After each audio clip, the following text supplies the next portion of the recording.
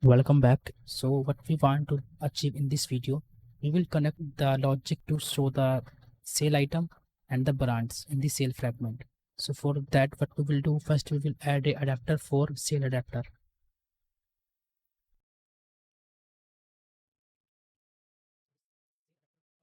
This adapter takes a list of product objects and binds each product to our item sale layout. This item sale layout, it will bind. Okay. So for sale adapter, I will copy and paste the logic.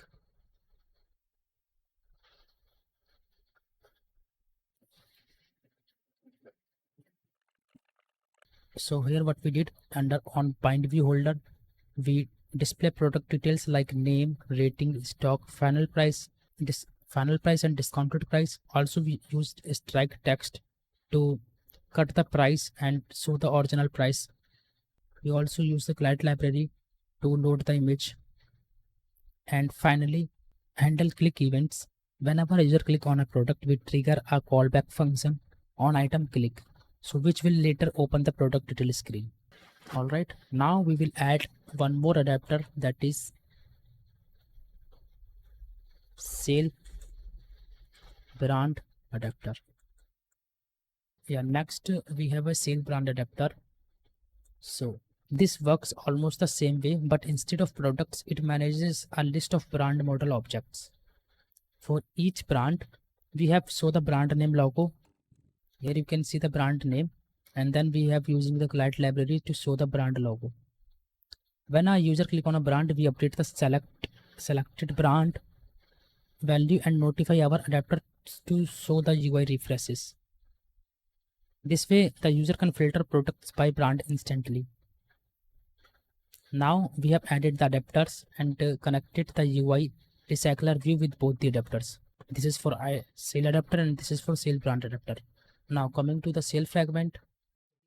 So for this default logic, I will replace this with our actual logic. And I will explain you what we did here.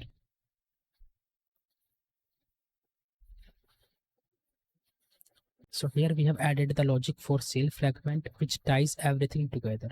So whenever this fragment is opened, we check if an exit discount value passed from the previous screen or not. For example, if the user click on a 50% sale banner, this fragment only shows product with a 50% discount, right? I will show you like how we pass this from the previous screen. So coming to the main fragment, whenever user click on the banners, see, so here we passing the exit discount, right, in our main fragment. So this argument will be fetched in this fragment whenever it is opened. So now this is done. Now we set up the recycler view. So here we define the recycler view logic. So it will connect our recycler view adapter with brands and with products, right? And now what we did, so here what we did, we initialize the adapters, right? And then we are observing the brand data and set up the brand filtering. So this view model which we are using to observe the brand data and set up brand filtering, right? And similarly for the products. And here we are using the swipe refresh layout. So whenever user swipe down to refresh, it will refresh the sale product data. For sale item, whenever user click on any product, they should navigate to the product details fragment, right? So here we are using the price to in double. So I will convert this to double. Similarly for the price, right? Now this filter sales function is the heart of this screen. Here is what it does. First we take all products from our view model, right? If exit discount is specified, we only keep products with that discount. Then if a brand is selected, we filter again by brand. Finally we pass the filtered list back to the adapter. See, now in below of the we have using the show loading like we used in our main fragment. Similar show loading, hide loading to basically show the loading layout and content layout based on that. And here we are using view model refresh data. So this refresh data will help to refresh the data whenever user swipe down to refresh. So for that, what we will do, Now coming to the home view model, here we need to define a function. What was the function name? Refresh data.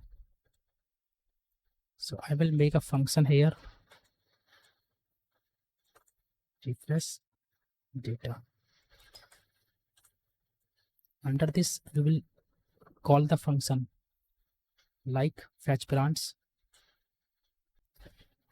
and then fetch banners, fetch products. Right, now coming to the cell fragment, now we can see our error is gone. Right, now we have completed the logic for the cell fragment. Right, now we will run the emulator and see the output.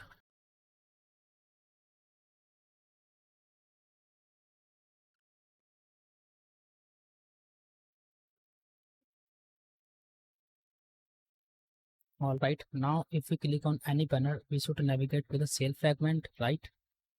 And we can see our brands and our item cell is fetching with discounted price, right?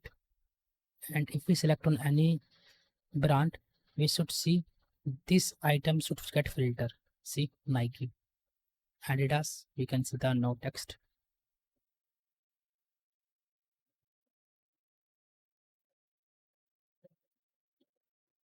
And if we click on the item cell, we should navigate to the product detail fragment. So in our next video, we will complete this product detail fragment logic so that we can see the data. So that's it for today. See you in the next video. Thank you.